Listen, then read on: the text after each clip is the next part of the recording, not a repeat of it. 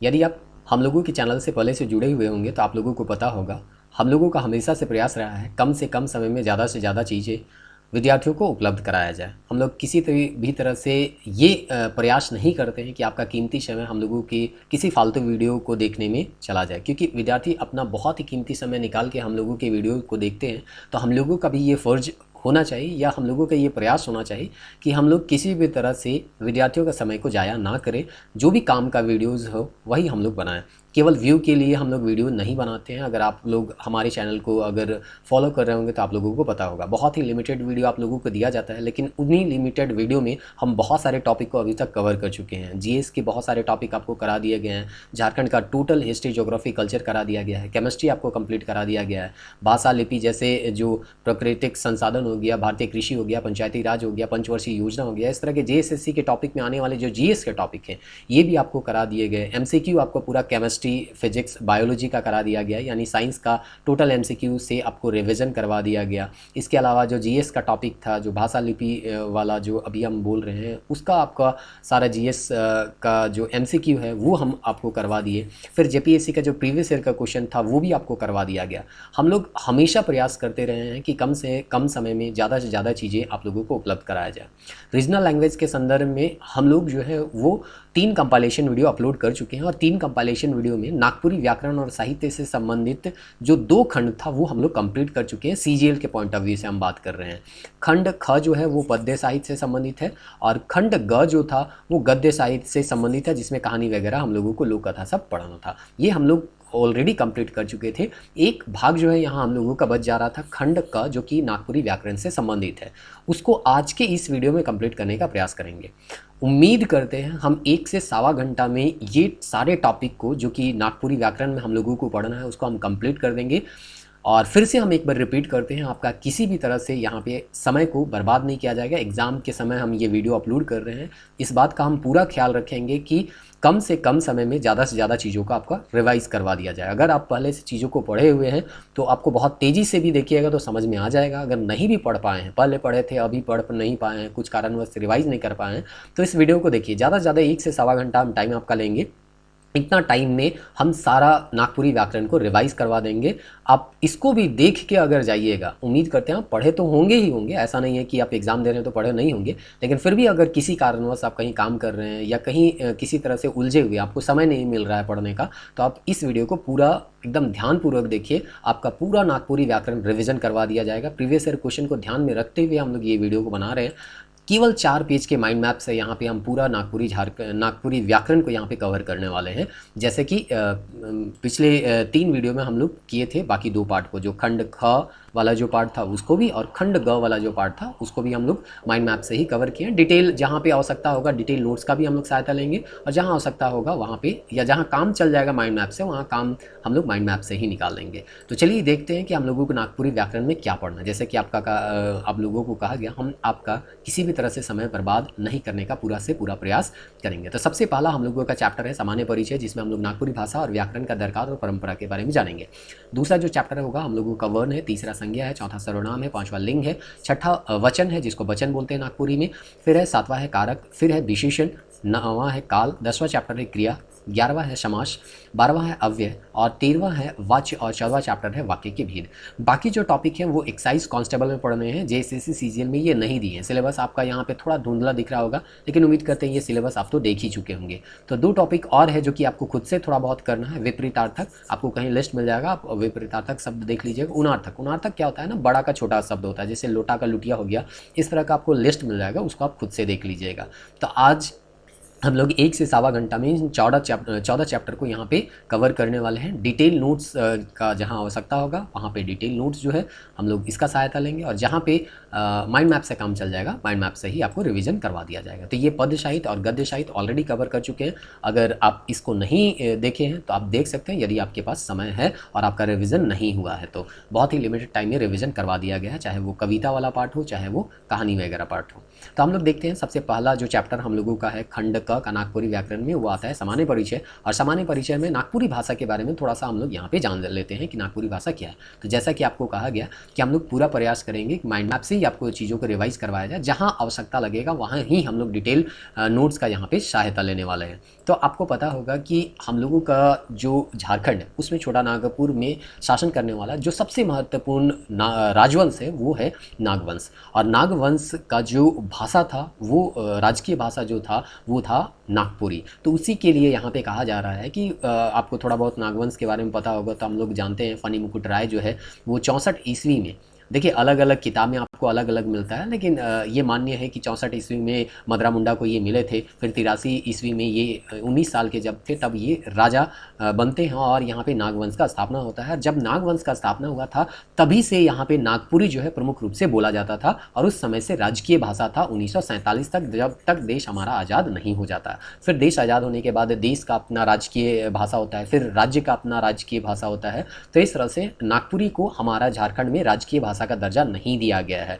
तो ये चीज़ जो है आपको याद रखना है कि प्राचीन काल से ही नागपुरी का यहाँ पे प्रयोग किया जा रहा था, और इसीलिए यहाँ पे कहा जाता है प्राचीन काल का ये मुद्ध भाषा था। मुद्ध मतलब प्रमुख भाषा था, और ये राजभाषा था पहली शताब्दी से लेके 1947 तक। ये संपर्क भाषा के तौर पे भी प्रयोग किया जाता था। संपर्क भाषा क्या है, क्योंकि जनजाति लोगों का अपना भाषा है, किसी का कुड़ुक है, किसी का है ना हो है, तो किसी का अलग अलग कुरमाली है, बहुत अलग अलग यहाँ पे भाषाएँ बोली जाती थी यहाँ के जनजातियों के द्वारा। और यहाँ के सदान जो है वो ज़्यादातर नागपुर का जो एरिया है उसमें नागपुरी भाषा बोलते थे। तो इस तरह से यहाँ पे अगर जनजाति को सदान से बात करना है या वाइस वर्सा सदान को नागपुरी जनजाति से बात करना है तो हम लोग क्या करते थे, नागपुरी भाषा का प्रयोग करते थे। क्योंकि जनजाति जो थे यानी कि बी अगर हम कोई व्यक्ति मान ले तो जो कि जनजाति और ए जो है वो सदान है, एक दूसरे से बात करना चाहता है, तो जनजातीय भाषा जो है सदान को नहीं आता था, लेकिन जो जनजाति होते थे उनको नागपुरी भाषा आता था। तो नागपुरी एक तरह से संपर्क भाषा के तौर पर भी यहाँ पर काम करता है। यहाँ तक भी बोला जाता है बहुत सारे ऐसे आदिवासी हैं जो अपना मातृभाषा जो है वो नागपुरी को ही मानते हैं। उसका एग्जाम्पल दिया हुआ है चिकपड़ाई के लोरा है, करवार है, असुर है, बिरजा है, कुरवा है। ये लोग जो है नागपुरी को अपनी मातृभाषा के तौर पे भी मानते हैं। ये चीज़ हम लोगों को किताब में पढ़ने को मिलता है। अब कोई भी भाषा है तो भाषा के बारे में थोड़ा सा यहाँ पे अगर हम यहाँ पे डिटेल में आपको ले जाएं तो कहा जाता है इसको अलग अलग नामों से भी जाना जाता है, जैसे सदनी है, सादरी है, है ना, सदरी है, सादरी है, गंवारी है, गंवली है, नगपुरिया है। ये भी आपको सवाल में पूछा जा सकता है। हम लोग अभी रिवीजन कर रहे हैं एमसीक्यू के पॉइंट ऑफ व्यू से, ना कि जेपीएससी के लिए हम लोग पढ़ रहे हैं। तो एमसीक्यू के पॉइंट ऑफ व्यू से ही चीज़ों का हम लोग यहाँ पे बताने का प्रयास करेंगे।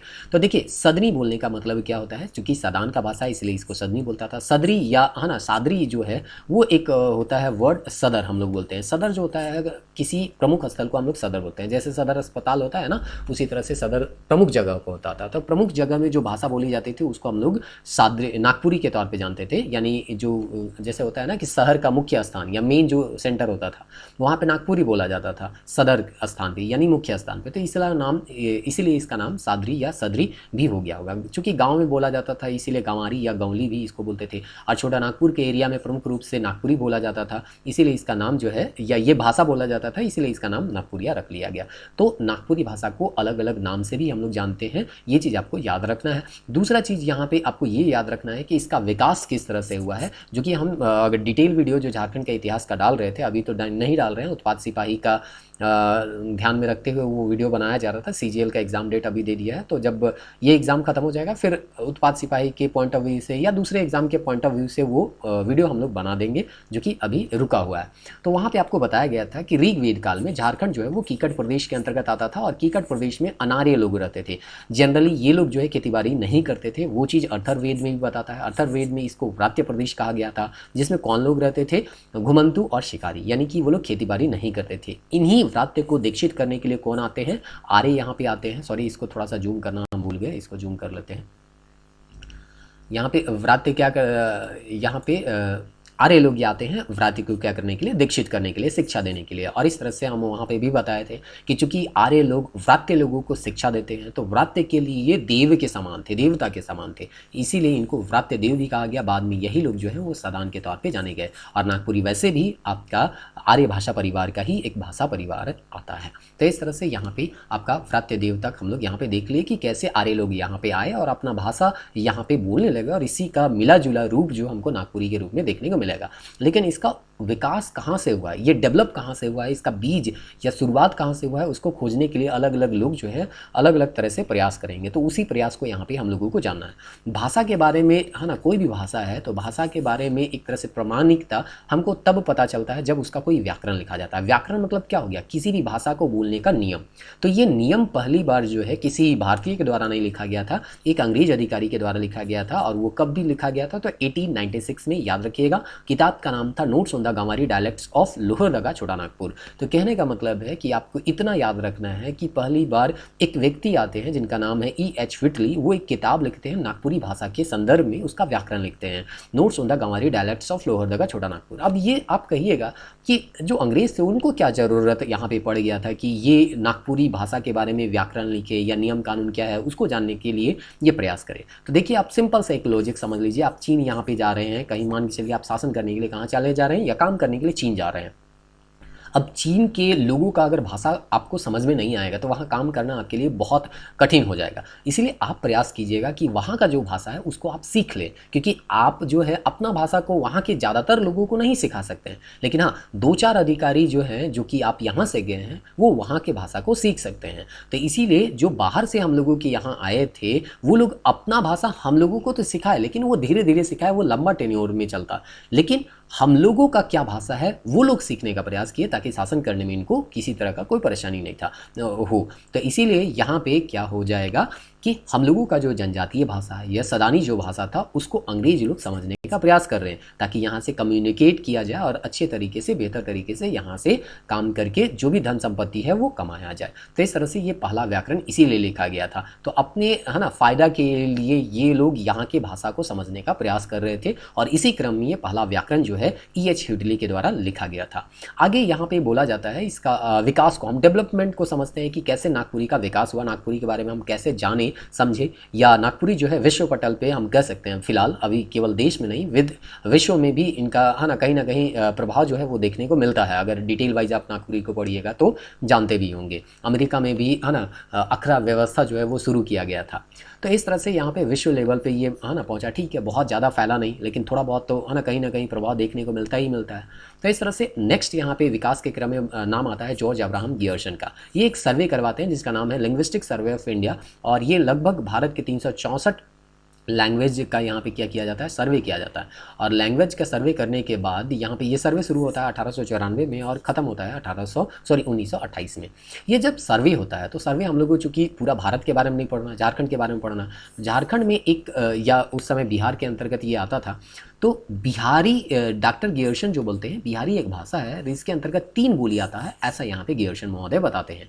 वो कौन कौन सा भाषा आता था, मगही आता था, भोजपुरी और मैथिली। अब देखिए नागपुरी का यहाँ पे कहीं उल्लेख नहीं है। अब सोचिएगा नागपुरी का क्यों उल्लेख नहीं है, तो ये बताते हैं गियर्सन महोदय कि भोजपुरी के अंतर्गत फिर से 3 उपबोली होता है ना, पार्ट का सब पार्ट, फिर उसका भी पार्ट होता है। तो यहाँ पे बिहारी के अंतर्गत 3 बोलियाँ आया, मगही, भोजपुरी और मैथिली।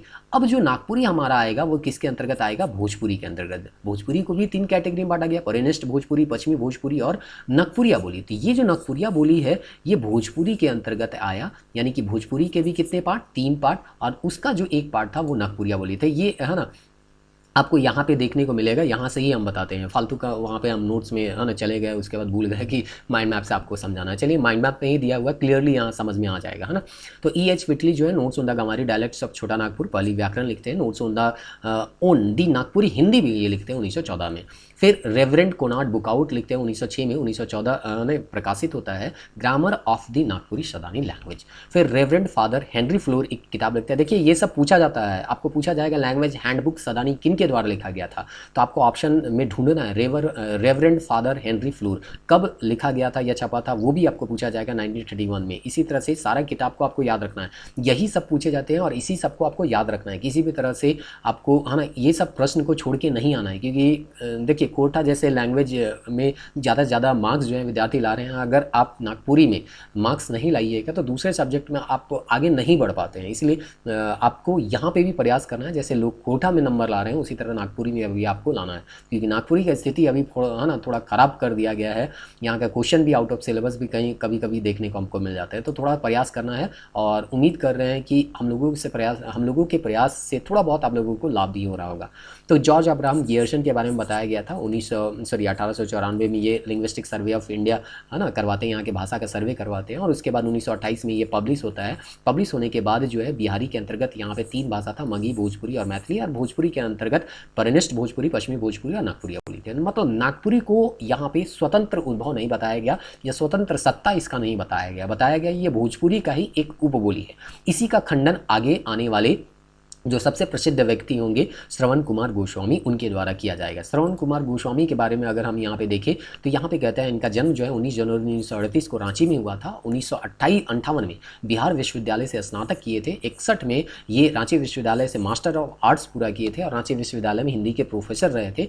जंगल तंत्रतम के लिए इनको राधा कृष्ण पुरस्कार से सम्मानित भी किया गया था। तो इस तरह से यहाँ पे ये है ना 1970 में नागपुरी का पहला शोध करते हैं और नागपुरी की एक अपनी स्वतंत्र सत्ता का व्याख्या करते हैं। और वे व्याख्या जो है वो किसी है ना मतलब ऐसा नहीं मन किया तो हम बोल दिए कि ये स्वतंत्र है, उसके पीछे कुछ तर्क था। वो तर्क क्या था? व्याकरणिक था, भौगोलिक था, जातीय था, सांस्कृतिक था। तो इनके आधार पर इस तर्क पे ये बताने का प्रयास करेंगे श्रवण कुमार गोस्वामी कि नागपुरी जो है वो भोजपुरी का उपबोली नहीं है बल्कि बिहारी का ही चौथी बोली है, ऐसा ये बताने के लिए सक्षम हो जाएंगे। और इसके बाद जो है लोग ये कहना शुरू कर देंगे या है ना ये प्रूफ हो जाएगा कि नागपुरी का अपना स्वतंत्र अस्तित्व है, ना कि वो भोजपुरी के अधीन है या भोजपुरी का उपबोली है। क्योंकि भोजपुरी और नागपुरी में बहुत डिफरेंस आपको देखने को मिलेगा। तो हम नहीं कह सकते कि भोजपुरी जो है ना का हम लोग नागपुरी जो है वो भोजपुरी का पार्ट था। यही चीज़ बताने में काफ़ी समय लग गया क्योंकि गियर्सन महोदय तो बता के चले गए थे कि बिहारी के अंतर्गत भोजपुरी आता है और भोजपुरी के अंतर्गत नागपुरी आता है, नागपुरी का स्वतंत्र कोई अस्तित्व है ही नहीं,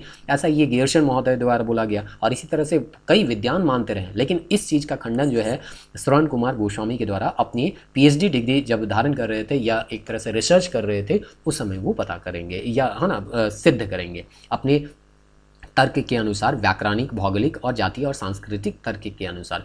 इनके द्वारा 2 स्वतंत्र किताब लिखा जाएगा नागपुरी भाषा, जो कि 1976 में छपेगा। बल्कि इनका जो है ना एक तरह से कह सकते हैं शोध है नागपुरी और उसका शिष्ट साहित्य, जो इसी टॉपिक पे ये शोध किए थे, तो इसी का यहाँ पे किताब छप जाएगा नागपुरी शिष्ट साहित्य। तो याद रखिएगा इनका शोध का टॉपिक यही था और बाद में यही किताब का रूप ले लेता है। और इसी किताब में ये बताने का प्रयास करते हैं कि नागपुरी का एक स्वतंत्र सत्ता है और इसके पीछे जो तर्क देते हैं, जो आधार देते हैं, वो व्याकरणिक की कुछ विशेषता है जो कि आपका यहाँ पे बताने का प्रयास किए थे कि भोजपुरी से नहीं मिलता है। भौगोलिक विशेषता बताए, जातीय विशेषता बताए, सांस्कृतिक विशेषता बताए और इन आधारों पर ये सिद्ध करने का प्रयास किए कि नागपुरी है ना बिहार की चौथी बोली है, ना कि ये है ना तीसरी बोली की उपबोली है। मतलब इनका चौथा है ना अस्तित्व है, ये है ना चौथे रूप में। यहाँ पे जैसे हम लोग पढ़ रहे हैं ना मगही, भोजपुरी, मैथिली, तो अब यहाँ पे हम लोग मान के चले कि चौथा नंबर में अगर आता तो कौन आता? नागपुरी आता। तो ये कहना था आपके श्रवण कुमार गोस्वामी का। तो ये डिपेंडेंट नहीं है भोजपुरी पे या भोजपुरी से ये निकला नहीं है, ये चीज़ बताने का पूरा प्रयास ये अपने रिसर्च में कर रहे थे। पीटर शांति नौरंगी के द्वारा भी कई सारे किताब लिखे जाते हैं और ये सवाल भी आपको आएगा। ए सिंपल सदानी ग्रामर, जो कि अंग्रेजी में लिखा गया था 1956 में, ये पूछा जाता है, इसको आपको रटना ही रटना है, चाहे जैसे भी आप रटे। फिर है नागपुरी सदानी बोली का व्याकरण 1965 में ये छपा था, जो कि पीटर शांति नौरंगी के द्वारा ही लिखा गया था। इनके बारे में कहा जाता है, ये नागपुरी भाषा के बारे में बताते हैं। नागपुरी भाषा का जो जड़ है वो संस्कृत और प्रकृत भाषा में खोजते हैं और बोलते हैं रामायण काल में जो यहाँ के लोग निषाद लोग रहते थे उनका ये भाषा था, नागपुरी का भाषा था। तो काफ़ी प्राचीन भाषा है। देखिए कोई भाषा को अगर बहुत प्राचीन आप अगर सिद्ध कर दिए तो उसका अपना स्वतंत्र अस्तित्व तो हो ही जाएगा। और अगर लगेगा कि हाँ ये 200 साल या 100 साल है ना या 300 साल पहले हुआ है तो उसका हो सकता है स्वतंत्र अस्तित्व मानने से बहुत सारे लोग जो हैं वो इनकार कर दें। लेकिन अगर हम ये सिद्ध कर दें कि ये हज़ारों साल पहले बोला जाता था या है ना लगभग पहली शताब्दी से बोला जा रहा है, तो हम ये कह सकते हैं कि इनका अस्तित्व जो है वो स्वतंत्र है, ये भोजपुरी पर डिपेंडेंट नहीं है। और यही प्रयास जो है अलग अलग विद्वानों के द्वारा किया जा रहा था समय के साथ। पंडित योगेंद्र नाथ तिवारी, प्रोफेसर केसरी कुमार जो है 1956 में भी नागपुरी भाषा और साहित्य में बहुत सारे चीज़ जो है नागपुरी भाषा और इनके साहित्य के बारे में बताते हैं कि किस तरह से इनका डेवलपमेंट हुआ है। पंडित योगेंद्र नाथ तिवारी यहाँ पे एक किताब लिखते हैं, ये भी पूछा जाता है, नागपुरी भाषा का संक्षिप्त परिचय 1970 में ये छपा था। ये बताते हैं कि नागपुरी का जो अस्तित्व है वो फनी मुकुट राय के प्रयास है। और हम जानते हैं फनी मुकुट राय जो है 64 ईस्वी में मदरा मुंडा को मिले थे और यहाँ पे 83 ईस्वी में इनको है ना राजगद्दी मिलता है जब ये 19 वर्ष के थे। और तब से नागपुरी को राजभाषा के यहाँ पे दर्जा मिला हुआ है। मतलब पहली शताब्दी तक से इनका शुरुआत हुआ है या नागपुरी का शुरुआत हुआ है, ये बताने के ये प्रयास यहाँ पे कर रहे हैं। अब नेक्स्ट हम लोग यहाँ पे देखते हैं डॉक्टर भुवनेश्वर अनुज के बारे में। ये एक किताब लिखते हैं नागपुरी लोक साहित्य।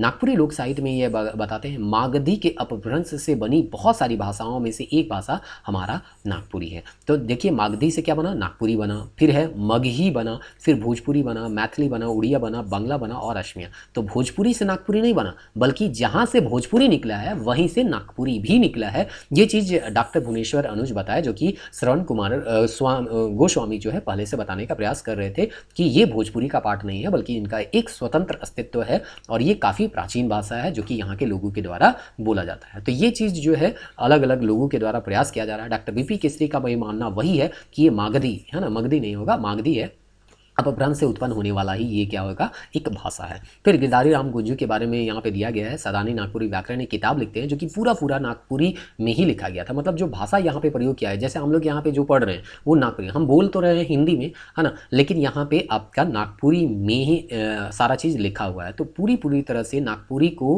व्याकरण को नागपुरी में लिखने का जो काम है वो गिरधारी राम गौंजू ही करते हैं। तो इस तरह से यहाँ पे जो इंट्रोडक्शन वाला पार्ट था वो आपको हम बता दिए। अब सबसे पहला जो हम लोगों का चैप्टर है वो वर्ण है और उम्मीद करते हैं कि वीडियो यहाँ तक आप देख रहे होंगे तो आपको हम जो बता रहे हैं वो समझ में आ रहा होगा। 20 मिनट हो गया, 20 मिनट में ये इंट्रोडक्शन पार्ट था, थोड़ा लंबा खींचने वाला, कॉन्सेप्चुअल था, इसलिए वहाँ पे टाइम लग गया। अब जो टॉपिक है वो बहुत जल्दी कवर होगा और हम प्रयास करेंगे कि सवा घंटा आते आते तक पूरा नागपुरी व्याकरण जो है आपका समाप्त कर दिया जाए। तो वर्ण किसको कहते हैं, जो भी हम यहाँ पे सबसे पहले तो वर्ण चैप्टर में ध्वनि के बारे में बताया गया। ध्वनि क्या होता है, शब्द का प्राण, मतलब है ना, अगर ध्वनि हम अभी हम बोलना बंद कर दें तो हम क्या बोल रहे हैं आपको समझ में ही नहीं आएगा। मतलब जो भी चीज़ हम बोल रहे हैं, आप सुन रहे हैं, वो ध्वनि के माध्यम से ही सुन रहे हैं। ध्वनि में कोई भेद नहीं होता है कि ये स्वर ध्वनि है, ये व्यंजन ध्वनि है, ऐसा भेद हम नहीं कर सकते हैं, है ना। मूल रूप से ये बोलिक और सुनिक चीज़ें, हम बोल रहे हैं और आप इसको सुन रहे हैं। ध्वनि का लिखित रूप को ही हम लोग क्या बोलते हैं, वर्ण कहते हैं। मतलब हम जो भी बोल रहे हैं अगर उसको आप कोई भी सांकेतिक चित्र, जैसे इसको हम बोले ध्वनि, है ना, इसका उच्चारण क्या करें, ध्वनि, आप सुन रहे हैं, लेकिन ध्वनि को ध्वनि है ना बाद में पढ़ने के लिए आप इसको क्या कर सकते हैं, एक चित्र देते हैं, लिखित रूप देते हैं और यही जो है वो वर्ण कहलाता है। भाषा का सबसे छोटी इकाई जो है वो ध्वनि है ना। और इस तरह से ध्वनि जो है उसको हम लोग सांकेतिक रूप में है ना क्या करते हैं, लिखने का प्रयास करते हैं, उसी को यहाँ पे वर्ण कहते हैं। और वर्णों का समूह को ही वर्णमाला के तौर पे जाना जाता है। जैसे कि क ख ग घ है, फिर ABCD है, अलग अलग भाषा अलग अलग लिपि का अपना वर्णमाला होता है। तो इस तरह से हम लोग जो वर्णमाला का यूज करते हैं वो कौन से लिपि का प्रयोग करते हैं, देवनागरी लिपि का। देवनागरी लिपि में देखिएगा तो हिंदी भाषा में जो यूज किया जाता है उसमें 13 स्वर है, 35 व्यंजन है और 4 जो है वो संयुक्त व्यंजन आपको देखने को मिल जाएंगे। लेकिन यही चीज़ नागपुरी में देखिएगा तो 8 स्वर है, 29 व्यंजन है, ये आपको देखने को मिलेगा।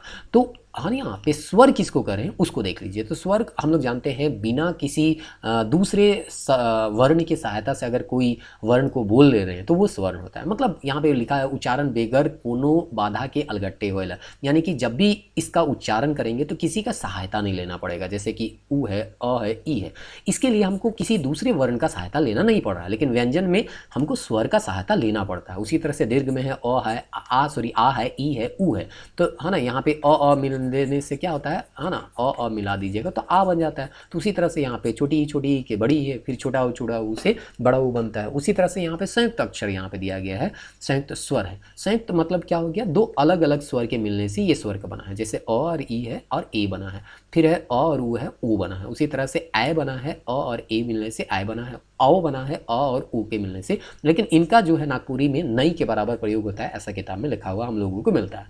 व्यंजन में भी कुछ खास विशेषता यहाँ पे दिया गया है कि व्यंजन में हम लोग मूर्धा न का प्रयोग नहीं करते हैं। ये चीज़ है आपको दिया गया है, इस चीज़ के न का प्रयोग हम लोग करते हैं। फिर है आपका तालव्य श है, मूर्धा सा है, इसका प्रयोग नहीं करते हैं। इसके जगह में दंत सा या ख का प्रयोग करते हैं।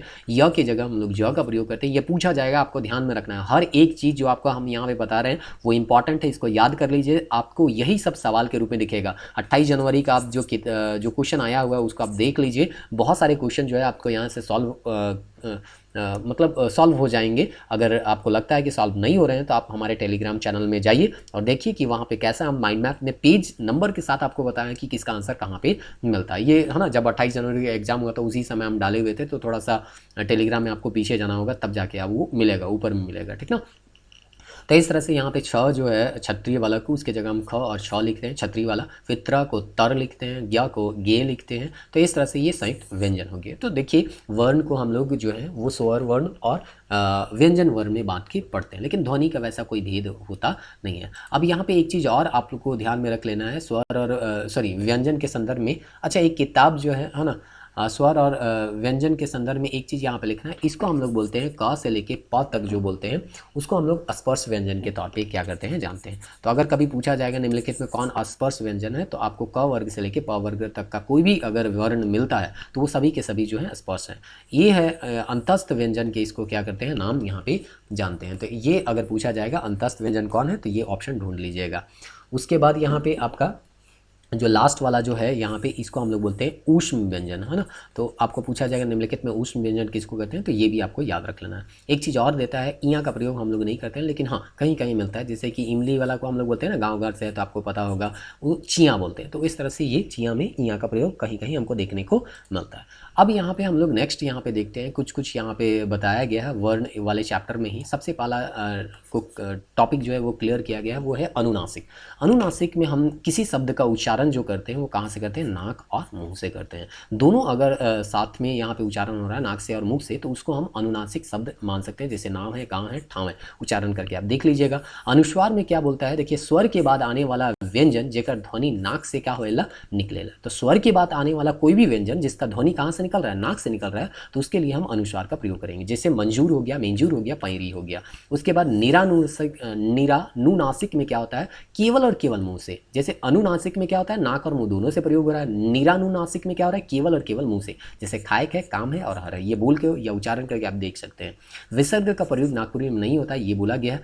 अल्प प्राण में क्या होता है, पहला अक्षर जो होता है वो अल्प प्राण, कम समय लगता है, और तीसरा अक्षर जो होता है वो अल्प प्राण होता है, इसमें कम समय लगता है। जैसे क है, च है, ट है, त है, प है। देखिए ये पूछा जाएगा, आपको एक ऑप्शन दे देगा निम्नलिखित में अल्प प्राण कौन है, और अगर इसी में से कोई भी अगर वर्ण आपको दिखे तो वो अल्प प्राण होगा। इसके अलावा दूसरा दिखेगा तो वो महाप्राण होगा, उसमें समय जो है वो ज़्यादा मिलेगा। या आपको ये भी पढ़ सकता है कि वर्णमाला में पहला अक्षर और तीसरा अक्षर, पहला और तीसरा इसलिए बोल रहा है, ये लाइन में अगर देखिएगा तो ये जो है पहला हो गया, ये तीसरा, ये अल्प प्राण हो गया, और ये जो दूसरा और चौथा है ये आपका महाप्राण हो जाता है। तो इस तरह से कोई एक वर्ण भी दे सकता है, या आपको पूछा जाएगा वर्णमाला में पहला और तीसरा जो होता है वो अल्प प्राण होता है, और दूसरा और चौथा जो होता है वो महाप्राण होता है। या इसका विशेषता भी पूछा जा सकता है, थोड़ा सा उच्चारण में क्या होता है, लंबा टाइम लगता है महाप्राण में। बालाघाट में भी वही है, थोड़ा सा वर्ड जो है वो वहाँ हम लोग खींचते हैं, तो इसका रूप बदल के अपनी हिति हो जाएगा। तो अपनी हिति में क्या हो जाएगा उसको देखिए। अपनी हिति में है ना, कोई वर्ड को हम जब खींचते हैं ना तो वो अपनी हिति टाइप से हो जाता है। जैसे कि जाति है तो हर्षिकार को यहाँ पे क्या कर दिए, उसके जगह में ई का हम लोग प्रयोग कर दिए। भांति में भाइंत कर दिए, देख रहे हैं ना, जाति हो गया जाइत कर दिया, थोड़ा सा खींच दिए, भांति में भाइंत कर दिए ना, तो ई के बदले यहाँ पे छोटी ई आ जाएगा। यानी इस मात्रा के बदले में हम लोग सीधे यहाँ पे स्वर जो वर्ण है उसका हम लोग प्रयोग करेंगे, छोटी ई का प्रयोग करेंगे, तो वो अपनी हिति के तौर पे जाना जाता है।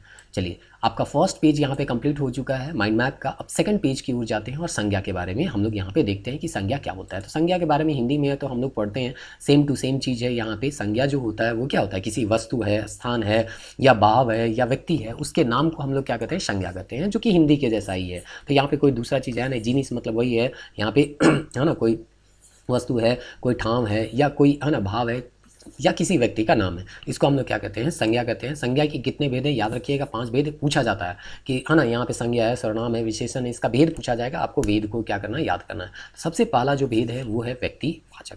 व्यक्तिवाचक में क्या होगा, या किसको हम लोग व्यक्तिवाचक कहेंगे, तो अगर किसी भी शब्द से किसी आदमी का या दिशा का, आदमी बोलते हैं नागपुरी में तो आदमी बोलते हैं, दिशा है, देश है, नदी है, पहाड़ है, किताब है, दिन महीना है, ऐतिहासिक घटना है, पर्व है, तो अगर इन सब का नाम कहीं पे भी दिखेगा तो आप मान लीजिए व्यक्तिवाचक है। और ये आया हुआ है सीधे सीधे एग्जाम्पल से ही पूछा हुआ है। एग्जाम्पल हम पढ़ते हैं और बताते हैं। देखिए कि जैसे यहाँ पे है, आदमी का नाम है बुधनी, फुलकुमारी, मंगरा और बसंत, ये तो अनलिमिटेड है, तो आपको याद रखना है। हाँ, आदमी का अगर या आदमी का नाम आता है तो हम उसको क्या बोलेंगे, व्यक्तिवाचक। दिशा है पूरा, पश्चिम, उत्तर, दक्षिण, ये भंडार कोना पूछा गया था, देखिए एग्जाम्पल में यही से आपको पूछा जा रहा है, इसलिए आपको क्लास नोट्स जो है वो बेहतर तरीके से रिवाइज करना है। ठीक है, यहाँ पे हम एग्जाम्पल नहीं दिए, लेकिन इतना तो बेसिक नॉलेज होना चाहिए ना कि भंडार कोना दिशा है और दिशा जो है वो व्यक्तिवाचक में आता है, तो हम इसको व्यक्तिवाचक के अंतर्गत रख सकते हैं। केवल रट के नहीं होगा, अगर आप डिटेल पढ़ें और माइंड मैप पढ़ रहे हैं तब आपको बहुत बेनिफिट देखने को मिलेगा, है ना। और केवल माइंड मैप पढ़िएगा तो थोड़ा सा तो बेनिफिट कम मिलेगा, क्योंकि डिटेल पढ़ने वाले को तो फायदा कहीं ना कहीं तो दिखेगा ही दिखेगा, प्लस पॉइंट उसका कहीं ना कहीं रहेगा ही रहेगा। देश में है आसाम, भूटान, नेपाल, भारत है। नदी में है कोयल है, कारो है, शंख है, गंगा है, जमुना है। पहाड़ में है पाट पहाड़, बंगरू पहाड़, डुमारी पहाड़, हिमालय, घेरा पहाड़ है। किताब का नाम है रामायण है, बाइबल है, कुरान है, सैया, पजरा, स्मारिका। घटना में है कोल विद्रोह, सरदार विद्रोह, टाना आंदोलन। कभी कभी दिख जाता है सरदार आंदोलन कौन सा संज्ञा है, तो आपको जानना होगा कि ये जो है व्यक्तिवाचक है। फिर है सोमवार, मंगर, इस तरह से दिन है, महीना का नाम आ जाएगा। फिर है पर्व का नाम है करम, सरूल, है ना। अभी देखिए करम, है ना, हम लोग क्या कर रहे हैं, मना रहे हैं। तो इस तरह से यहाँ पे अगर पर्व त्यौहार का भी नाम आए तो व्यक्तिवाचक हम लोग रखते हैं। जातिवाचक में क्या होता है, एक ही टाइप का किसी चीज़ का अगर हम लोग को बोध हो तो उसको हम लोग जातिवाचक होता है। ऐसे भी व्यक्ति में हम बोलते हैं ना फलाना जाति का, ये तो एक ही टाइप के लोगों का वहाँ पे क्या होता है, बोध होता है। जैसे कि हित नाता है, काम धंधा है, ओहदा है। तो जैसे बहन है, बहन में आप बहन कर रहे हैं तो किसी स्पेशल का बोध नहीं हो रहा है, वो बहन कैटेगरी में जितने भी लोग आते हैं वो सभी आ जाएगा। राजा में भी स्पेशल किसी राजा का नाम नहीं, जैसे राजा विक्रमादित्य कहिएगा तो विक्रमादित्य व्यक्तिवाचक हो जाएगा। लेकिन केवल राजा से आपको पता नहीं है कि अकबर है, बाबर है, विक्रमादित्य है कि अशोक है, कौन राजा है, वो हमको पता नहीं है। तो राजा जो है वो क्या हो जाएगा, जातिवाचक। उसी तरह से मजूर है, बामन है, राजपूत है, मास्टर है, ठग है। पशु पक्षी में घोड़ा, मेजूर, कौवा, है ना, खरहा करके। जिनिस में कोई वस्तु का नाम है, घर है। अब घर में आप बोलिएगा किसी का मन्नत है तो मन्नत में शाहरुख खान आप जानिएगा तो वो व्यक्तिवाचक होगा। लेकिन केवल घर कहते हैं तब किसी का भी घर हो सकता है, आपका घर हो सकता है, हमारा घर हो सकता है, किसी हीरो का घर हो सकता है, किसी प्रधानमंत्री का घर हो सकता है ना, किसी का भी घर हो सकता है। गुहार है, पहाड़ है, किताब है। प्रकृति के नाम है हवा, धूका, बरंडो, है ना, बरखा यहाँ पे दिया गया है। ये सब भी आपको जातिवाचक है और ये, है ना, आप याद रखिएगा, नहीं तो एग्जाम हॉल में कभी कभी कन्फ्यूजन होता है। तो उसी चीज़ को यहाँ पे दिया गया है, हित नाता, काम धंधा, ओहदा, पशु पक्षी, जिनिस और प्राकृतिक। फिर भाव में यहाँ पे देख लीजिए, भाव में क्या होता है, गुण दशा के बारे में हम लोग को पता चलता है, वही भाव आता है। गुण या इकर क्या हो गया, दशा। किसी व्यक्ति का जैसे कि बुढ़ारी, उसका दशा को बता रहा है, जो है ना, बचपन है, जवानी है, बुढ़ारी है ना, अकबकी लग रहा है तो, है ना, दुलार है, ममता है, एरंगा है, सहियारो है, गुतियारो है, सुंदरई है, हरिहरी है। तो इस तरह से या तो उसका गुण बता रहा है, गुण बता रहा है ना कि, है ना, वो जो है एरंगा है, हम लोग हिंसगाह बोलते हैं या ईर्ष्यालु बोलते हैं, तो उस तरह से गुण बताया जा रहा है। या उसका दशा बता रहा है कि वो जवान स्थिति में है या बूढ़ा की स्थिति में है ना। तो इस तरह से जो आता है शब्द उसको भाववाचक में रखते हैं। समूहवाचक नाम से ही पता चल रहा है, जिसे समूह का पता हो, एक जमात का प्रयोग, है ना, पता हो, बोध होता हो। जैसे पंचायत है, पंचायत में कुछ लोग हैं, पेठिया में भी लोग मिलेंगे, जतरा में भी है, कुधा में मतलब एक टाइप का चीज़ रहता है उसको कुधा बोलते हैं, है ना, अगर कहीं पे ढेर किया हुआ है तो। मेला हो गया, फिर झोपा है, जैसे फूल का झोपा हम लोग बोलते हैं, गोछा बोलते हैं, है ना। तो इस तरह से यहाँ पे ये जो है समूहवाचक आपका हो जाएगा। द्रव्यवाचक में जिसको मापा या तौला जाता है उसको द्रव्यवाचक में हम लोग रहते हैं। ऐसे भी इसका मतलब होता है मैटर, एक होता है द्रव, द्रव मतलब होता है लिक्विड, तो यहाँ द्रव नहीं है बल्कि पदार्थ वाला द्रव्य है। तो लोहा, सोना, दूध, ये सब जो होता है आपका द्रव्यवाचक में आता है। तो इस तरह से संज्ञा हम लोगों का खत्म हो गया। संज्ञा के बाद यहाँ पे अब आते हैं यहाँ पे सर्वनाम। अगर वीडियो आपको बहुत, है ना, थोड़ा सा लंबा लग रहा है, लंबा तो नहीं है ना, एक तरह से देखिएगा तो बहुत कम समय में, अभी आपका लगभग आधा घंटा हुआ है और आधा घंटा में 3 चैप्टर कंप्लीट कर चुके हैं और बाकी आधा घंटा में हम लोग बाकी चैप्टर को भी कंप्लीट कर लेंगे, क्योंकि इधर छोटे छोटे चैप्टर हैं, यहाँ बहुत ज़्यादा कॉन्सेप्ट आपका है नहीं। जो भी चीज़ है उसको हम जल्दी जल्दी कवर करने का प्रयास कर रहे हैं। तो सर्वनाम क्या होता है, सर्वनाम संज्ञा के बदले जो भी शब्द आता है उसको हम लोग क्या बोलते हैं, सर्वनाम करते हैं। इसका प्रयोग इसलिए किया जाता है क्योंकि वाक्य में सुंदरता बना हुआ रहता है। किसी को आदर देना हो तो हम उसका नाम लेके तो पुकार नहीं सकते हैं, हम लोग उसके लिए आप करते हैं। जैसे नागपुरी हम क्या करते हैं, आपके यूज करते हैं। इंग्लिश में तो यू ही चल जाए, चाहे बड़ा हो छोटा हो, उससे कोई लेना देना नहीं है। लेकिन नागपुरी में, है ना, जो आदर्श सूचक वाक्य है उसके लिए आदर्श सूचक जो शब्द है उसमें बहुत सारे वर्ड, बल्कि 3-3 वर्ड आपको यहाँ पे देखने को मिलेंगे। हिंदी में तो केवल आप है, लेकिन नागपुरी में 3-3 वर्ड जो है, जो कि हम लोग क्या करते हैं, आदर्श सूचक सर्वनाम के तौर पे हम लोग उसको प्रयोग करते हैं। तो वाक्य की सुंदरता है, गति है, सुने, है ना, सुनने में, लिखने में, पढ़ने में सुविधा हो, इसके लिए हम लोग सर्वनाम का प्रयोग करते हैं। मेन है आपका सर्वनाम का भेद, उसको देखिए। सो सर्वनाम के कितने भेद है, 7 भेद है, ये याद रखिएगा, पूछा जाता है। संज्ञा के कितने भेद, सर्वनाम के कितने भेद। तो पहला जो भेद है वो पुरुषवाचक है। पुरुषवाचक मतलब ऐसा मत समझिए कि केवल पुरुष के बारे में बोला जाएगा। यहाँ स्त्री और पुरुष दोनों का नाम या ठाव के बारे में जब यहाँ पे उल्लेख किया जाएगा या उसके बदले कुछ आ रहा है तब उसको पुरुषवाचक। जैसे कि हम यहाँ पे बोले राम, तो राम के बदले अगर वह आता है तो ये जो वह वर्ड हो जाएगा वो पुरुषवाचक सर्वनाम हो जाएगा। मतलब किसी स्त्री या पुरुष के बदले किसी शब्द का प्रयोग किया जा रहा है तो हम उसको पुरुषवाचक सर्वनाम कह सकते हैं। इसका भी भेद होता है जिसमें उत्तम पुरुष, मध्यम पुरुष और अन्य पुरुष है। उत्तम पुरुष बोलने वाला होता है, मध्यम पुरुष सुनने वाला होता है और अन्य पुरुष जिसके बारे में बात कर रहे हैं उसको हम लोग यहाँ पे कहते हैं। तो जैसे यहाँ पे दिया गया है एक एग्जाम्पल, तो वहाँ से आप समझ सकते हैं, हम उकर ले झूला लानली तोड़ ले नहीं। तो हम जो हो गया वो बोलने वाला, यानी कि यहाँ उत्तम पुरुष हो गया। उकर कहने का मतलब जो सुन रहा है, यानी कि सॉरी जो है ना जिसके बारे में हम बोल रहे हैं, जो कि यहाँ पे उपस्थित नहीं है, अन्य पुरुष हो गया। और तोर यानी कि ये क्या हो गया, मध्यम पुरुष, यानी कि सामने इससे हम क्या कर रहे हैं, बात कर रहे हैं। तो इस तरह से यहाँ पे बुलवैया, सुनवैया और जे कहे वाला है। तो इस तरह से यहाँ पे हम लोग हम को बोल दिए उत्तम पुरुष, उकर को बोल दिया अन्य पुरुष और तोर को बोल दिया मध्यम पुरुष, क्योंकि मध्यम पुरुष को हम सामने रख के बोल रहे थे।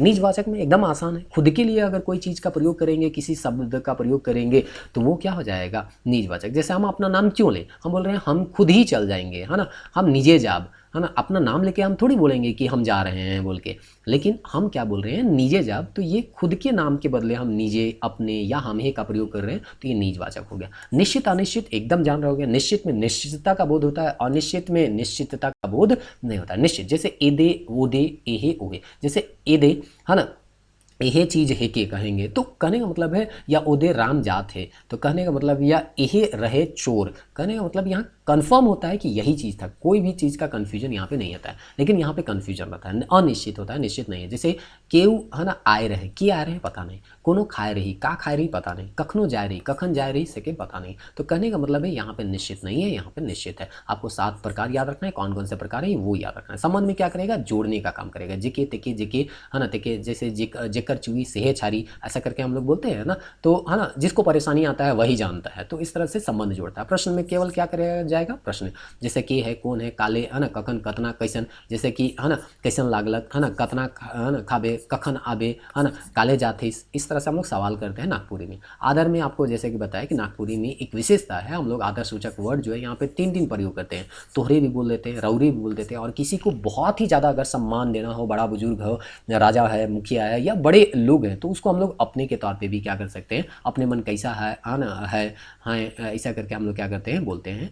तो इस तरह से रौरे का भी प्रयोग कर सकते हैं और अपने का भी प्रयोग कर सकते हैं। नेक्स्ट हम लोग यहाँ पे चैप्टर चलते हैं जो कि लिंग है, और लिंग जो है वो नागपुरी में एक तरह से कहिए तो 4 लिंग आपको पढ़ने को मिलता है। हिंदी में तो 2 ही लिंग हम लोग पढ़ते हैं। तो नागपुरी में कौन कौन सा लिंग मिलता है, कोई कोई किताब में 4 मिलता है, कहीं कहीं तो 2 ही मिलता है। तो लिंग जो है एक स्त्रीलिंग और एक पुल्लिंग। तो स्त्रीलिंग से महिलाओं का, है ना, बोध होता है, और पुल्लिंग से आपका पुरुष का बोध होता है। तो लिंग में यहाँ पे देखिएगा ई, यहाँ पे छोटी नहीं होगा, बड़ी ई। तो बड़ी ई से हम लोग क्या करते हैं, पुरुष को, है ना, स्त्री में हम लोग बदल सकते हैं, या पुल्लिंग को स्त्रीलिंग में। जैसे छोड़ा का छोड़ी है, बाछा से बाछी हो गया, घोड़ा से घोड़ी हो गया। फिर इन जोड़ के जैसे कि, है ना, बदल सकते हैं। बामन से बामीन हो गया, बाघ से बागिन हो गया, मालिक से मालकिन हो गया, ठाकुर से ठकुराइन, आइन जोड़ देते हैं, भगत से भगताइन, ओझा से ओझाइन कर लेते हैं। उभय लिंग में क्या हो गया, छोटा अगर कोई प्राणी रहेगा तो उसको उभय लिंग बोलते हैं, मतलब वो स्त्रीलिंग पुल्लिंग में उसको बांटते हैं। जैसे चिमटी है, ढीला है, लीक है।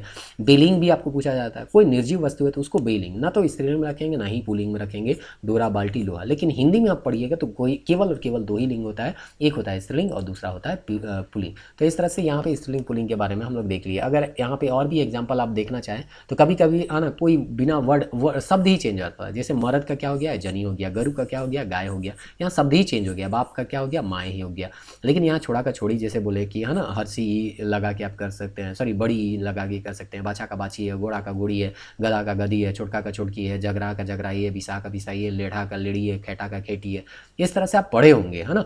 फिर बाघ का बागिन है यहाँ पे, है ना, सांड का साड़ीन है, माली का मालकिन है, डांगर का डांगरीन है, जोगी का जोगीन है, समधी का समधीन है, ठाकुर का ठकुराइन है, पांडे का पंडायत, है ना, पंडिताइन है, भगत का भगताइन है, ओझा का ओझाइन है, मिस्री का, है ना, मिसिर का मिसराइन है। उसके बाद छोटे प्राणी, ये सब के बारे में तो आपको बता ही दिया गया। वचन में भी क्या होता है, एक वचन और बहुवचन। एक वचन से एक व्यक्ति का बोध होता है, और बहुवचन से, है ना, 2 या 2 से अधिक व्यक्ति का यहाँ पे क्या होगा, बोध होगा। अब यहाँ पे भी तरीका है, जैसे कि, है ना, हम मन लगा लेते हैं, प्रत्यय मतलब बाद में लगता है, उसको हम लोग प्रत्यय बोलते हैं, उपसर्ग पहले लगता है।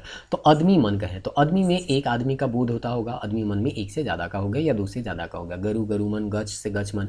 उसी तरह से मने, ये पूछा जाएगा बहुवचन कैसे बनाते हैं, मन है, मने है, जन है, जने है, सौ लगा के हम क्या करते हैं, बहुवचन बनाते हैं। आदमी से, है ना, आदमी से आदमी मने, गरु से गरु मने, गज से गज मने, झन से जाने, दुई झन या दुई झने, कई झन या कई झने, ढेर झन या ढेर झने। फिर है सौब करके है ना, आदमी सौब, सौब आदमी है। इसमें एक खास विशेषता है, सौब को हम, है ना, इस वर्ड के पहले भी रख सकते हैं और बाद में, यहाँ पे बाद में रखा गया है, यहाँ पे पहले, दोनों सही है। तो इस तरह से ये आपका होता है। कारक है किसको कहते हैं? कोई भी संज्ञा है, वाक्य में संज्ञा या है ना आपका क्या रहता है, सर्वनाम रहता है। तो संज्ञा या सर्वनाम का वाक्य के दूसरे शब्द से अगर संबंध है ना, जो भी वाक्य के दूसरे शब्द है उसके साथ अगर संबंध बताता है तो उसको हम लोग क्या बोलते हैं, कारक बोलते हैं। जैसे कि यहाँ पे समझिए कि कर्ता कारक क्या होता है, तो कर्ता का जो है ना दूसरे शब्द से संबंध बता रहा है वही कर्ता कारक हो जाएगा। तो काम करने वाला जो रहता है उसको कर्ता कहते हैं। जैसे एग्जाम्पल से समझिएगा तो आसान से समझ जाइएगा। जत्रु गज चगलक, तो चगना क्या हो गया, क्रिया हो गया। के चगलक, तो जत्रु चगलक। तो देख रहे हैं ना, इसका चगने का है ना जो संबंध है वो बता रहा है किससे, जत्रु से, कि जत्रु पेड़ में क्या हो गया, चढ़ गया। हम रोटी खा ली, के रोटी खालक, तो हम रोटी खा ली। तो इस तरह से संबंध बताता है। तो संज्ञा और सर्वनाम, जत्रु और हम के जगह में देखिए, जत्रु जो हो गया वो क्या हो गया, संज्ञा, और हम जो हो गया सर्वनाम। इसी का संबंध अगर है ना चगलक या खाली से बताया जा रहा है तो उसी को हम क्या बोलते हैं, कारक। अब ये जो संबंध होता है ना वो अलग अलग तरह से बताता है और ये 8 होता है प्रकार, ये आपको है ना याद रखना है। कारक कितने हैं, 8 है। हिंदी में भी 8 ही कारक है। तो इस तरह से कर्ता कारक है, इसमें चिन्ह नहीं होता है, जबकि है ना हिंदी में पढ़िएगा तो नहीं, ये क्या होता है, चिन्ह होता है ना।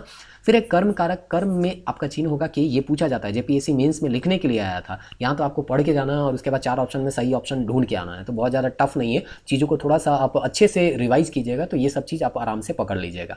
जेकर ऊपर क्रिया कर फल पड़ेगा, मतलब आप कोई काम कर रहा है उसका फल अगर कहीं पे पड़ रहा है तो वो क्या हो जाएगा, कर्म कारक। जैसे कि भोलू गोलू के मारलक, मारने का जो कर्म पड़ रहा है या क्रिया है ना का प्रभाव पड़ रहा है वो किस पे पड़ रहा है, गोलू पे, तो के मारलक, तो गोलू के मारलक, है ना। लथियालक, सरजू थारी के लथियालक, के लथियालक, तो थारी के, तो थारी पे प्रभाव पड़ रहा है। तो यहाँ पे के जो है यहाँ पे इसके साथ लगा हुआ है, प्लस इसका जो प्रभाव है वो गोलू और है ना इसका प्रभाव थारी पे पड़ता है। तो इस तरह से हम लोग कहते हैं जब कर्म का प्रभाव जो है सॉरी क्रिया का प्रभाव है ना किसी पे पड़ता है तो वो क्या होता है, जनरली कर्म होता है। तो इस तरह से उसके साथ कर्म का जो चिन्ह होता है वो क्या होता है, के। तो जेकर ऊपर क्रिया अगर का पड़ेगा फल पड़ेगा। कारण यहाँ पे करण कारक जो है उसका चिन्ह है से, और इसमें बोलता है जिसकी मदद से कोई काम होता है उसको हम लोग करण कारक कहते हैं। जैसे रिजू टांगा से गज काटेला, तो का से काटेला, तो टांगा से। अगर टांगा नहीं रहेगा तो काट नहीं सकेगा, नहीं, तो किसके सहायता से काटा जा रहा है, टांगा से। बाबू दांत से चावेला, किसके सहायता से चावेला, तो दांत के। तो इस तरह से यहाँ पे किसकी मदद से काम हो रहा है वो पूछा गया है या बताया गया जाता है। संप्रदान कारक में क्या होगा, लागिन, लाई, ले, के, कहने का मतलब किसके लिए काम किया जा रहा है वो चीज़ यहाँ पे आपको क्या किया जाएगा, बताया जाएगा। जैसे कि मैया ले फराक किनली, के कर ले किनली, तो मैया ले। तो इस तरह से यहाँ पे जिसके लिए काम किया जाएगा उसका है ना जो संबंध पता चलता है उसको संप्रदान कारक कहते हैं। तोर लागिन जी दे दो, केकर लागिन, तो तोर लागिन।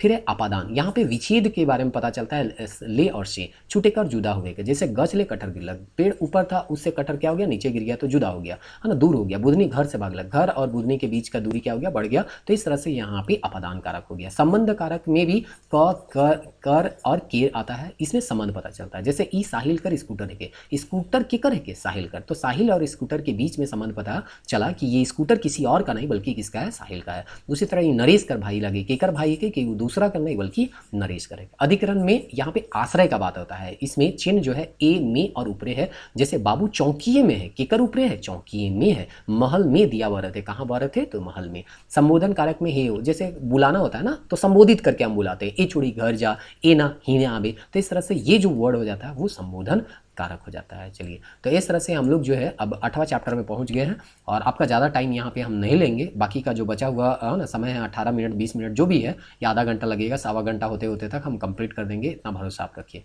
या आप वीडियो का लेंथ तो देख ही रहे होंगे, आपको पता होगा कि कितना ये लेंथ गया है। हम अपनी तरफ से पूरा प्रयास करेंगे कम से कम समय में ज़्यादा से ज़्यादा चीज़ों को आपका रिवाइज करवा दिया जाए, किसी तरह से आपको हम यहाँ पर परेशान ना करें।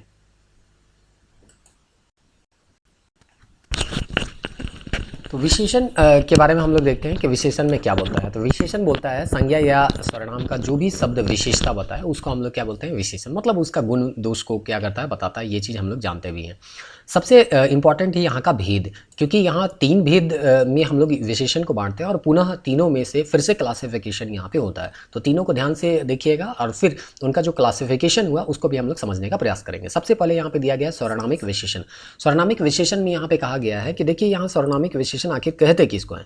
तो यहाँ पे आपको बोला जा रहा है कि सर्वनाम जब संज्ञा कर पहले आवेला, सर्वनाम जब कोनो संज्ञा के पहले आता है तो उसको हम लोग बोलते हैं सर्वनामिक विशेषण। जैसे यहाँ पे एग्जांपल आपको अभी हम बताएंगे। मौलिक में है, इसको बांटते हैं उ और ई, और यौगिक में है ईशन, जैसन और कैसन।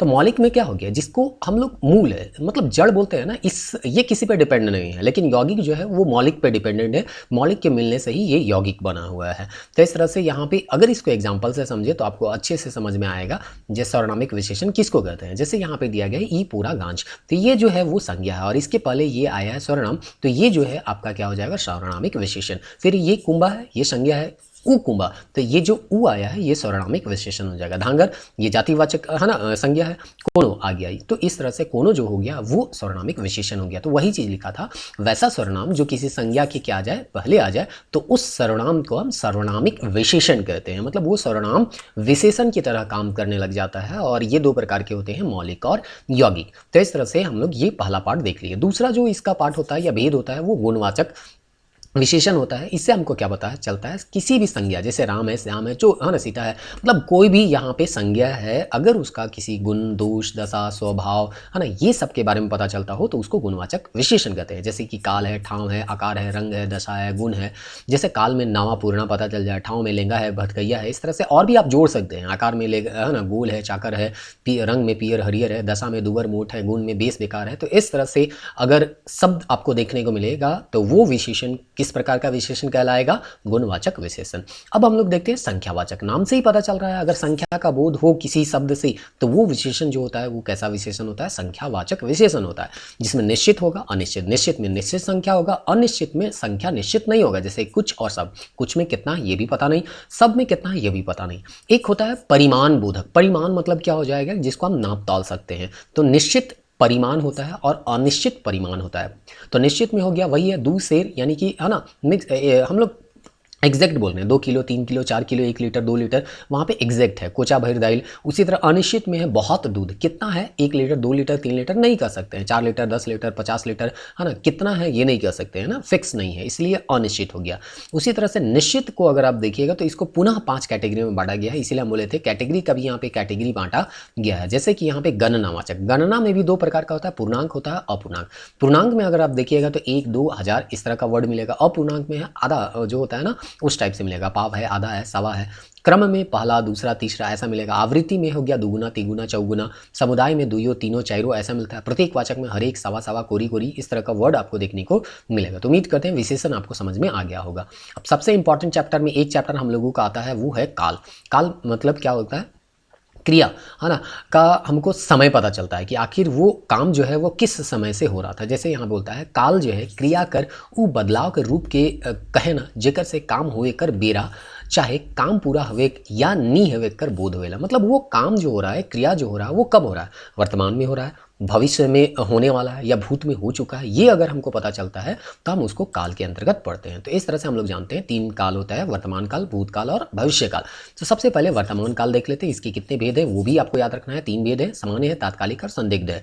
सामान्य में क्या होता है, क्रिया कर वर्तमान बेरा कर हुए कर बोध होता है, लेकिन कब हुआ था, कब हो रहा है, ये एग्जैक्ट नहीं पता चलता है। मतलब एग्जैक्ट फिक्स जो टाइम होता है ना, वो पता नहीं चलता है। लेकिन हाँ, इतना तो कन्फर्म है कि ये वर्तमान समय में ही हो रहा है। जैसे हम पढ़ीला उजाला, कब पढ़ रहा है या कब जा रहा है पता नहीं, लेकिन वर्तमान समय में ही के बारे में बात हो रहा है, ये चीज़ यहाँ कन्फर्म है। उसी तरह से तात्कालिक मतलब कन्फर्म है, समय पता रहा है कि अभी ये काम हो ही रहा है।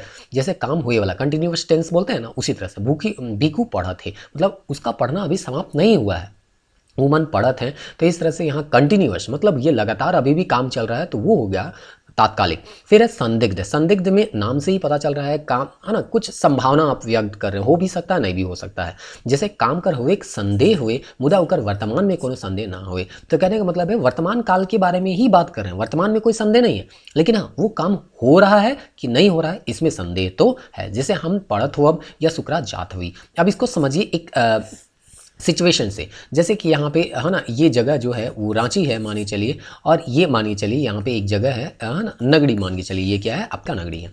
अब यहाँ पे है ना एक व्यक्ति जो है वो सुकरा के बारे में क्या कर रहा है, बात कर रहा है। अब यहाँ पे शुक्रा कहाँ रहता है, रांची में रहता है। तो ये अंदाज लगा रहा है कि 9 बजे वो क्लास जा रहा होगा। जैसे क्लास शुक्रा का कितना बजे है, 9 बजे, तो वो कह रहा होगा कि 9 बजे उसका क्लास है, तो अभी 8:40 हो रहा होगा, तो शुक्रा जात हुई कर रहा है, मतलब क्लास जात हुई। तो ये अंदाज लगा रहा है कि सामान्यतः 9 बजे वो है ना क्लास पहुंचना चाहता है, तो 20 मिनट पहले उसको निकलना होगा। तो 8:40 में जब वो बात कर रहा होगा तो कह रहा होगा शुक्रा जात हुई। लेकिन हो सकता है शुक्रा का अगर उस समय लेट हो गया होगा या दूसरा काम आ गया होगा तो वो नहीं भी गया होगा।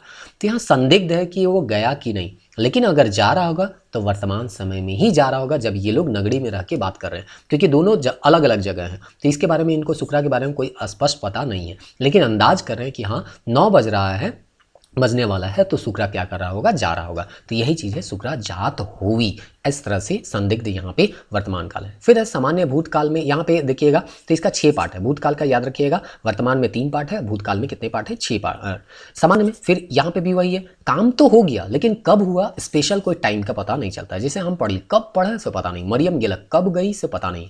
तो स्पेशल टाइम का पता नहीं चलता हो तो सामान्य कहते हैं। भूतकाल आसन में है, तुरंत अभी खत्म हुआ है तो उसको हम लोग भूतकाल, मतलब तुरंत ही खत्म हुआ है। जैसे कि एग्जाम है ना आपका 22 तारीख को है, तो अगर 22 तारीख को खत्म होकर 23 को बात कर रहे हैं तो तुरंत खत्म हुआ है ना। तो उस तरह का अगर कोई वाक्य अगर हम बोलेंगे तो वो आसन भूतकाल होगा। तो यहाँ पे होगा जैसे हम पढ़त ही तोरे मन पढ़ा। तो इस तरह से यहाँ पे ये जो होता है वहाँ पे बताता है कि काम जो है अभी तुरंत ही खत्म हुआ है, ज़्यादा देर काम को खत्म हुआ नहीं है। पूर्ण में क्या हो गया, वो काम पूरी तरह से समाप्त हो गया है ना। तो इस तरह से बोलता है, क्रिया कर सिराय कर सफा सफी बोध वेला। जैसे हम किताब पढ़ी तोय हमर घर देख रहीस, भालू भात खा रहे। तो ये हो गया पूर्णकालिक। अपूर्ण में क्या हो गया, काम पहले ही होत रहे मुदा ओकर निमरे कर पता नहीं चलेला। हम पढ़त रही, चांदो नाचत रहे, छुआ खेलत रहे। इसको इसी एग्जाम्पल से आप समझ रहे हैं, चांदो नाचत रहे वाला एग्जाम्पल से समझिए कि आप रांची में ही थे।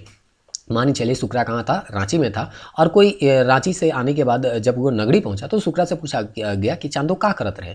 तो चांदो रांची में हो सकती है, जब वो निकल रही थी डांस क्लास में नाच रही होगी, तो ये बोलेगा चांदो नाचत रहे। तो जब ये बात बता रहा होगा नगरी के किसी व्यक्ति को, कोई गारंटी नहीं है कि उस समय वो नाच ही रही होगी। लेकिन हाँ, शुक्रा जब रांची से चला था उस समय तो वो नाच रहे थे। तो कहने का मतलब है काम पहले होत रहे, मतलब जब वो रांची से निकल रहा था उस समय वो नाच रही होगी, लेकिन वो खत्म हुआ कि नहीं हुआ ये कंफर्म नहीं है जब ये नगरी में रह के बात कर रहा है किसी और से शुक्रा। तो ये हो गया आपका अपूर्ण काल। संदिग्ध में क्या हो जाएगा, नाम से ही पता चल रहा है कि यहाँ पे कोई संभावना व्यक्त किया जा रहा है, हो भी सकता है नहीं भी हो सकता है, संदेह वाला बात है। तो हम पढ़ हुआ हो भी सकता है नहीं भी हो सकता, वो गीत गाए हुई हो भी सकता है नहीं भी हो सकता है, पगनी अपन ससुराल चल जाए हुई। तो जब हम है ना वहाँ पे नहीं मौजूद होते हैं तब इस तरह का संभावना व्यक्त करते हैं। अगर रहेंगे तब तो पता चल ही जाएगा कि वो गाया कि नहीं, वो गीत गाया कि नहीं, पगनी ससुराल गया कि नहीं। लेकिन जब हम कहीं दूसरे स्थान पर रहते हैं तो इस तरह का अंदाज लगाते हैं और इस तरह का सेंटेंस का यूज करते हैं।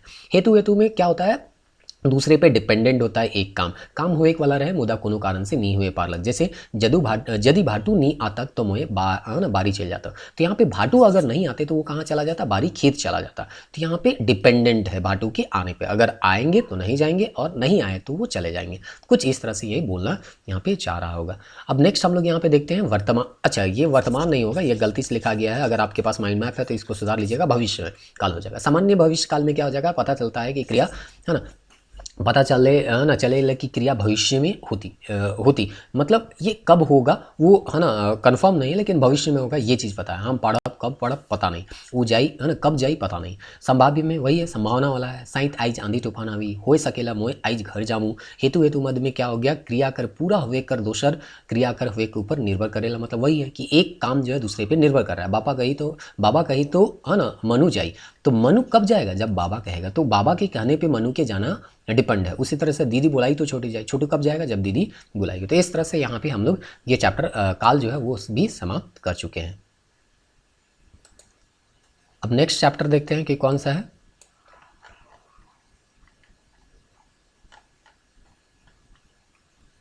क्रिया है ना, चलिए क्रिया को भी देख लेते हैं और जल्दी जल्दी और जो बचा हुआ चैप्टर है उसको कंप्लीट करेंगे। तो क्रिया से क्या होता है वो देखिए, क्रिया किसको कहते हैं? कोई भी शब्द से काम करने का अगर बोध हो रहा है तो उसको हम लोग क्रिया कहते हैं, ये चीज़ हम लोग जानते हैं। एक शब्द आता है यहाँ पे धातु। धातु तो हम लोग मेटल नॉन मेटल में साइंस में भी पढ़ते हैं, लेकिन वो धातु नहीं है। क्रिया का जो मूल रूप होता है ना, उसको हम लोग धातु यहाँ पे कहते हैं भाषा के संदर्भ में। तो इस तरह से जा है, जा से क्या बना है? जायक।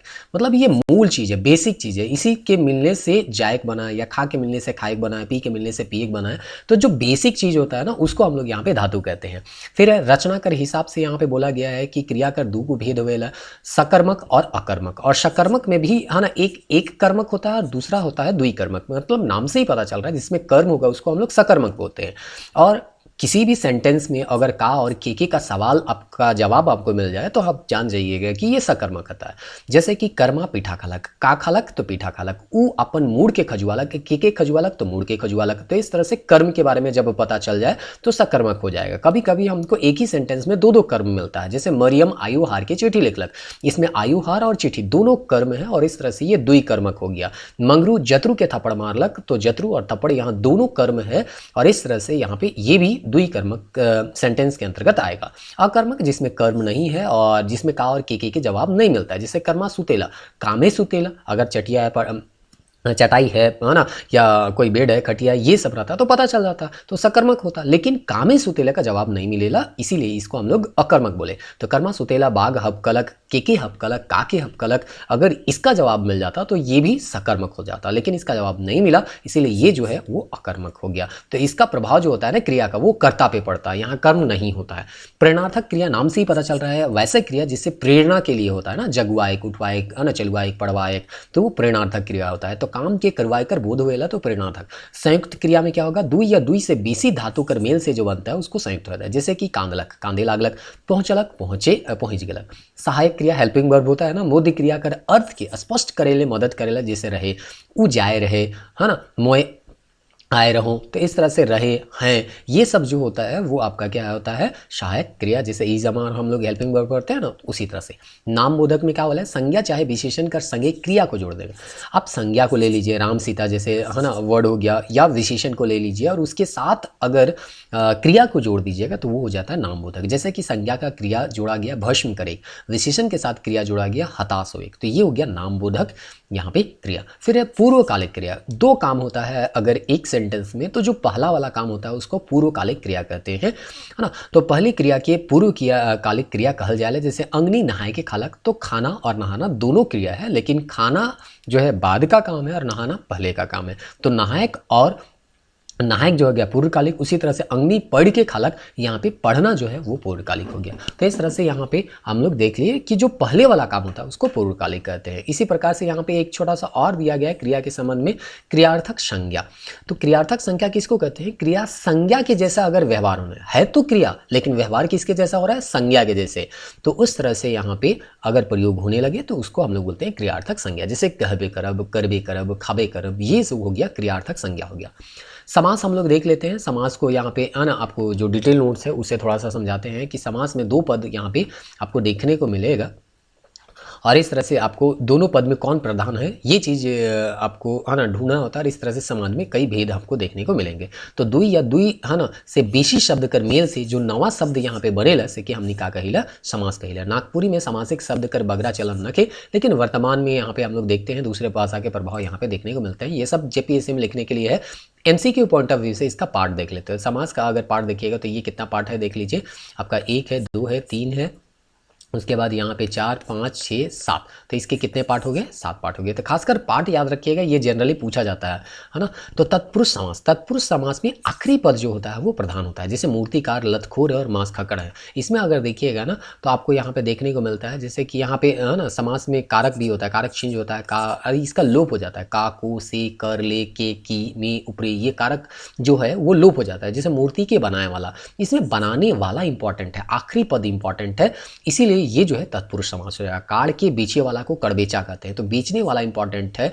फिर है लतखोर, आत्मघाती या मसखक्कड़। इसमें जो आखिरी पद होता है वो प्रधान होता है और ये जो है कारक से जुड़े हुए होते हैं, लेकिन कारक का लोप हो जाता है और हम लोग एक ही शब्द में इसको बोलते हैं, मूर्तिकार, कड़बे, है ना, कड़बेछुआ या लतखोर। तो इस तरह से याद रखिएगा। तत्पुरुष समास किसको बोलते हैं? जब किसी का आखिरी पद प्रधान हो तो वो तत्पुरुष समास होता है। कर्मधारय समास में जस्ट इसका उल्टा हो जाएगा, पहला पद प्रधान होगा और पहला जो शब्द होता है ना वो खासकर विशेषण वाला होता है। जैसे घोड़मुहा, उसका मुंह जो है वो कैसा जैसा है? घोड़ा जैसा। तुलना करते हैं ना, विशेषता, है ना, वही विशेषता है। अच्छा बुरा इस तरह से बोलते हैं ना, तो मुंह कैसा है? घोड़ा के जैसा। तो पहला पद यहाँ पे प्रधान है।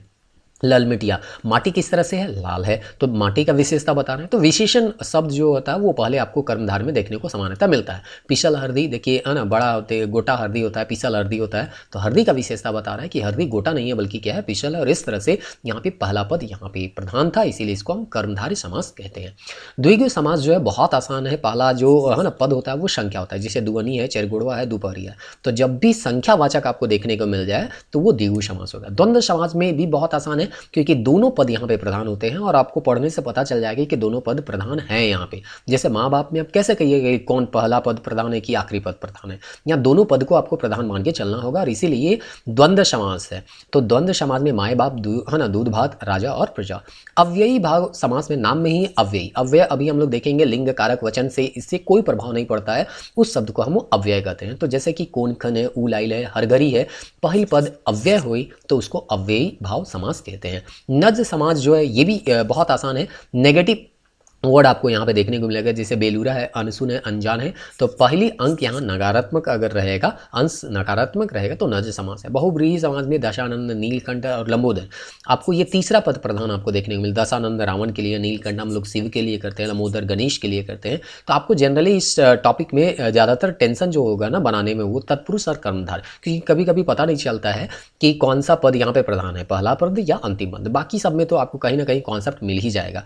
तो आप ध्यान रखिएगा, कर्मधार में सामान्यतः आपका क्या होगा? विशेषण बताने वाला होगा और यहाँ पे तत्पुरुष में आखिरी पद जो होगा वो इंपॉर्टेंट होगा।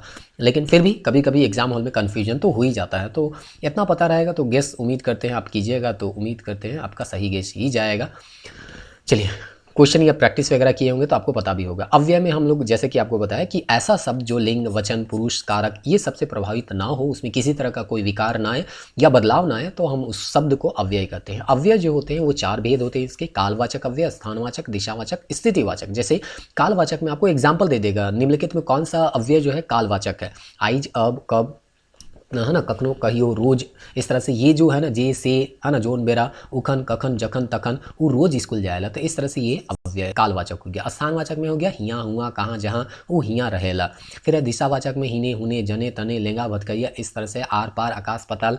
स्थिति में हो गया ऊपरे नीचे, आमने सामने, आगे पीछे, बाहरे भीतरे। इस तरह से ये अव्यय हो गया। अब हम लोग देखते हैं वाच्य। वाच्य में होता है ना कि कौन प्रधान है वाक्य में, वो देखते हैं। इंपॉर्टेंट होता है ना कि कौन इंपॉर्टेंट है, तो यहाँ पे वो देखते हैं। तो कर्ता अगर इंपॉर्टेंट होगा तो उस को हम लोग बोलेंगे कृत्यवाच्य। अगर कर्म इंपॉर्टेंट होगा तो कर्मवाच्य। अगर क्रिया इंपॉर्टेंट होगा तो भाववाच्य के नाम से उसको जानते हैं। जैसे कि यहाँ पे कर्ता का प्रधानता देखने को मिलेगा, जैसे कि सियार फेकरत है, सियार मन फेकरत है, तो कर्ता पे डिपेंड है और इसीलिए देखिए हे था वो है हो गया, ये बदला तो ये भी बदल गया। कर्मवाच्य, कर्म से क्रिया पर नियंत्रण होएला, जैसे नानी से गीत सुनल जात है। तो इस तरह से यहाँ पे कर्म से क्रिया जो है प्रभावित होता है, यहाँ कर्ता पे से प्रभावित होता है। भाव में क्या हो गया कि आपको यहाँ पे क्रिया जो होता है कर चाहे भाव का प्रधानता वाले, इसमें आपको इस तरह से होता है, भूख के मारे नींदो नहीं पा रहे थे, दर्द के मारे चलो नहीं पा रहा थी। इस तरह का वर्ड आपको ज़्यादातर देखने को मिलेगा भाव, जिसमें क्रिया प्रधान होता है। वाक्य के भेद देख लेते हैं, बहुत आसान है और ये लास्ट टॉपिक है और उम्मीद करते हैं हम लोगों का 1-1.25 घंटा टाइम यहाँ पे हो भी रहा होगा। 1 घंटा में आपका लगभग पूरा कंप्लीट हो गया है। सरल वाक्य जो है 5-6 मिनट तो आपका इंट्रोडक्शन वाला था। तो सरल वाक्य जो है वो क्या होता है? एक ठो क्रिया और एक ठो अगर करता हो गया तो उसको हम लोग सरल वाक्य कहेंगे। बदरी गरजेला, है ना, बजर गिरेला, हाथी जाएला, अमित भात खाएला।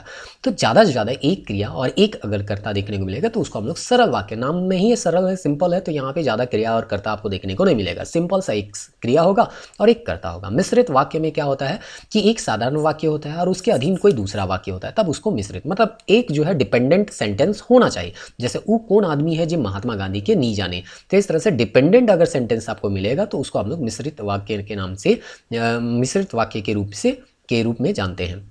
इसके लिए कौन कौन सा वर्ड है जो कि कनेक्ट करता है, की है, जो है, क्योंकि, जितना, अन, उतना, जैसा, वैसा, जब, तब, जिधर, उधर, अगर, यदि, तो, मुदा, जहाँ, वहाँ, ये वर्ड आपको मिश्रित वाक्य में देखने को मिलेंगे। संयुक्त में क्या होता है, दो वाक्य यहाँ पे होगा, वो सरल वाक्य भी दो हो सकता है, या मिश्रित भी हो सकता है, या एक सरल और एक मिश्रित भी हो सकता है।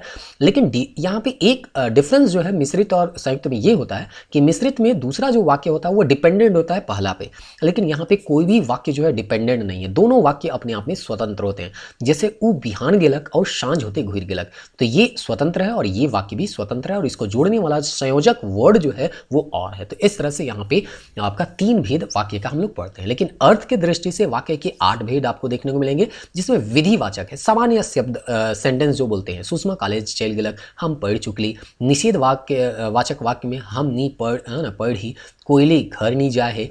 आज्ञावाचक में तोहरे मन गज काटला तोय पढ़। प्रश्नवाचक में तोय का पढ़ हिस, तोरे रांची से कखन गुरबा। तो निषेध में है ना, आप मना कर रहे हैं, आज्ञा में किसी को आज्ञा दे रहे हैं, प्रश्न में आप क्या कर रहे हैं, प्रश्न पूछ रहे हैं। तो खाली 8 भेद है, ये याद रखिएगा, बाकी ये सब पूछेगा तो आप जान ही जाइएगा। विस्मय में आप कोई चीज़ में आश्चर्य व्यक्त करें, जैसे ओ आब हम का किताब के पढ़ूँ, अरे ई का होलक, है ना। फिर है संदेहवाचक में बेनीता घर घुर जा हुई, ऊ पढ़ ले हुई। इच्छावाचक में कुछ इच्छा कर रहे हैं, एक दिन हमरे मन सफल आदमी जरूर बनवे, है ना, बनब। तो देखते हैं बनते हैं कि नहीं बनते, है ना। उम्मीद करते हैं इस बार पेपर आपका लीक ना हो।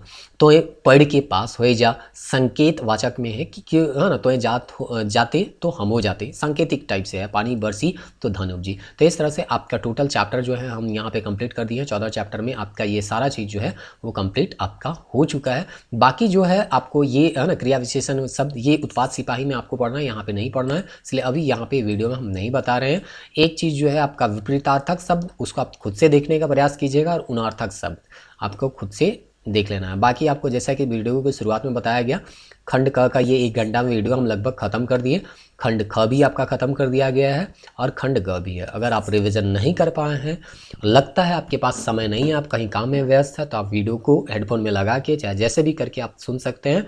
आपका रिवीजन नागपुरी में हो जाएगा। अगर नागपुरी में बेहतर प्रदर्शन आप कीजिएगा तो कहीं ना कहीं ये आपके रिजल्ट में प्रभाव पड़ेगा ही पड़ेगा, क्योंकि खोटा वाला आप जानते हैं कि वो लोग 90+ तक पहुंच जाते हैं, और आपका नागपुरी में कभी कभी तो ऐसा होता है कि 5-7 क्वेश्चन आउट ऑफ सिलेबस रहता है। तो कम से कम जो सिलेबस में आ रहा है उसको तो आपको बनाना है, और उम्मीद करते हैं इस बार ऐसा ना हो किसी तरह का कोई गड़बड़ी, क्योंकि इतना है ना, ये अब हॉट टॉपिक हो गया है कि सरकार बिल्कुल नहीं चाहेगी कि इसके कारण कोई भी उसको बदनामी झेलना पड़े।